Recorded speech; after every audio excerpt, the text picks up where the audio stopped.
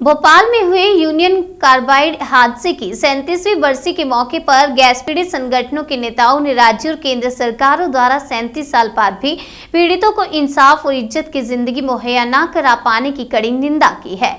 संगठनों ने राज्य और केंद्र सरकार पर केंद्रित अपनी 37 दिवसीय मुहिम 37 साल 37 सवाल पर भी जानकारी साझा की।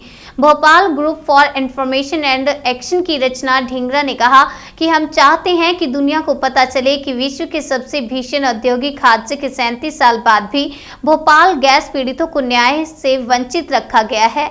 उन्होंने कहा कि हमें यह बताते हुए खेद हो रहा है कि किसी भोपाली को पर्याप्त मुआवजा नहीं मिला है और आज कोई भी अपराधी 1 मिनट के लिए भी जेल नहीं गया है।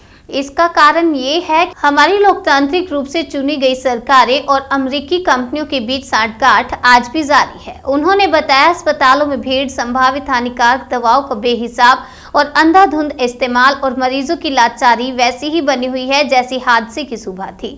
रचना ने कहा कि आज यूनियन कार्बाइड की गैसों के कारण फेफड़े, हृदय, गुर्दे, तंत्रिका तंत्र और रोग प्रतिरोधक तंत्र की पुरानी बीमारियों के लिए इलाज की कोई प्रमाणिक विधि विकसित नहीं हो पाई है, क्योंकि सरकार ने हादसे के स्वास्थ्य पर प्रभाव के सभी शोध बंद कर दिए हैं और यूनियन कार्बाइड कंपनी है जिसके पास स्वास्थ्य संबंधी सारी जानकारी है और आज तक कंपनी ने इस जानकारी को दबा कर रखा है।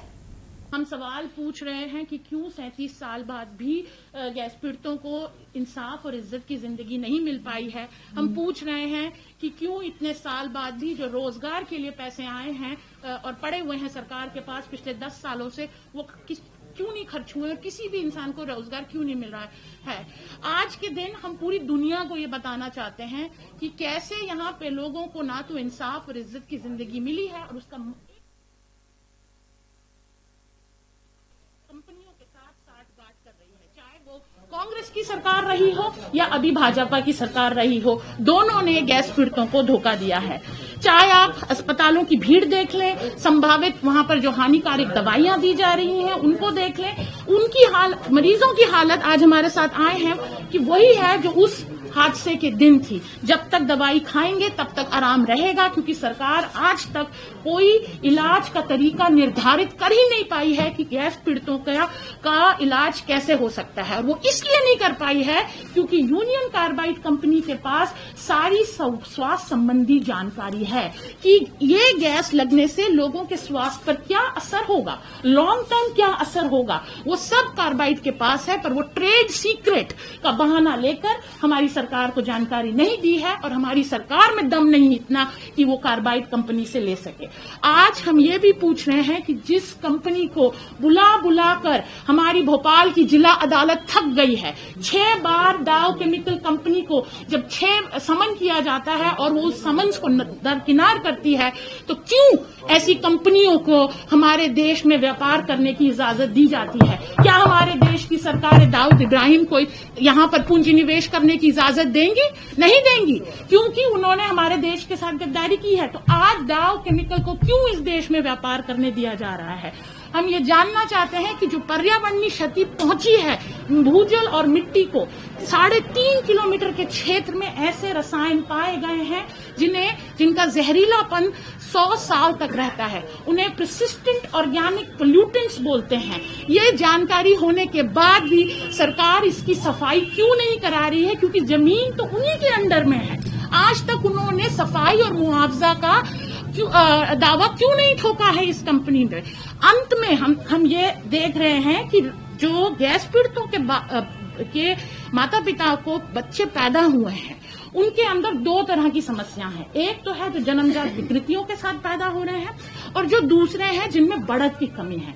ये खास करके पुरुषों में देखा गया और ये हमारे आंकड़े नहीं है, ये Indian council of medical research जिन्होंने यहाँ पर अध्ययन किया है उनके हैं। BMHRC ने 25वीं साल पे जो शोध छापा है उसके आंकड़े हैं और जो अंतर्राष्ट्रीय पत्रिकाओं में जो शोध अध्ययन छपे हैं वो ये बताते हैं कि गैस पीड़ितों के पैदा हुए बच्चों में आज भी समस्या है, जन्मजात विकृति है।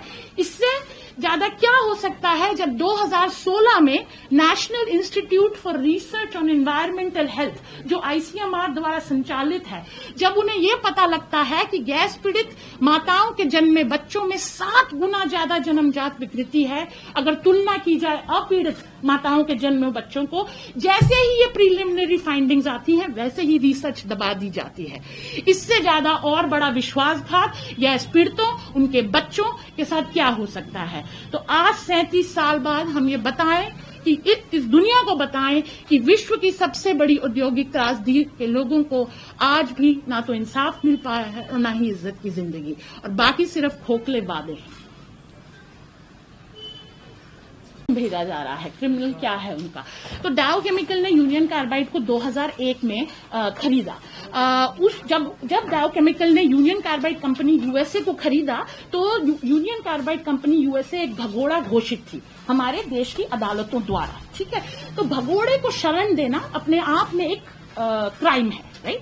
तो भोपाल जिला अदालत ने समन भेजने शुरू किए डाउ केमिकल कंपनी अमेरिका को 2014 से कि आप यहां आइए और बताइए कि आपने जिस भगोड़े को शरण दी हुई है, मतलब यूनियन कार्बाइड कंपनी, उसको आप हाजिर क्यों नहीं करते हैं। 2014 से लेकर 21 तक 6 समन भोपाल डिस्ट्रिक्ट कोर्ट ने CBI को भेजे, CBI ने मिनिस्ट्री ऑफ होम अफेयर्स को भेजे, और मिनिस्ट्री ऑफ होम अफेयर्स ने उनका जो काउंटर पार्ट है अमेरिका सरकार में, US डिपार्टमेंट ऑफ जस्टिस, उनको भेजे, और वो सारे समन दरकिनार किए गए। तो हम यही बोल रहे हैं कि जो कंपनी इस देश के कानून न माने, जो कंपनी इस देश के कानूनों को ठेंगा दिखाए, उस कंपनी को आप कैसे पूंजी निवेश करने दे सकते हैं। 2014 से लेके अभी तक जो मार्केट शेयर डाउ केमिकल का है वो लगभग 3 से 23% तक बढ़ा है, सिर्फ इन लास्ट 6 सालों की अगर हम बात करें, जब से समन भेजा जा रहा है। तो उनके लगाम कसना तो दूर, उनको तो पूरी फुल छूट है कि आप कुछ भी करिए, क्योंकि पीछे सरकार है जो उनको बचा लेगी।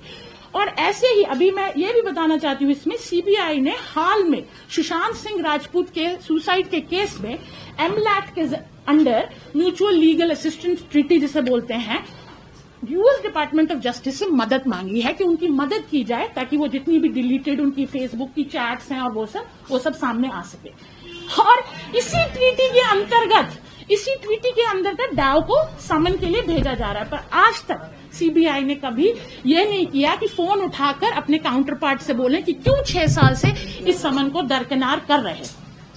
तो ये कुल मिला तो हम जो आउटलॉर्ड्स हैं उनके लिए क्या कानून अलग होगा। डाउ को बचाने की कोशिश में लगे हुए हैं। बड़े शर्म की बात है कि 37 साल का वक्त बहुत लंबा वक्त होता है, गुजर गया, लेकिन आज तक पीड़ित अपने हक के लिए भटक रहे हैं। 37 दिन से हम लोग 37 सवालों को लेकर बैठे हुए हैं, लेकिन आज तक एक भी सवाल का जवाब हमें नहीं मिला है, और ना ही कोई सरकार ने हमारी तरफ देखा। हमने बुलाने की भी कोशिश की कि वो आप आए और हमारी बात को सुने, लेकिन उन्होंने उस बात को भी नजरअंदाज किया। हमने उन्हें फोन भी किया, लेटर भी दिया, मिलने भी गए कि आप हमारे धरने पे आइए, हमें 37 सवालों का जवाब दीजिए। 37 साल हो गए हैं और भोपाल के लोगों को इंसाफ क्यों नहीं मिल रहा है, लेकिन सरकार के पास कोई जवाब नहीं है।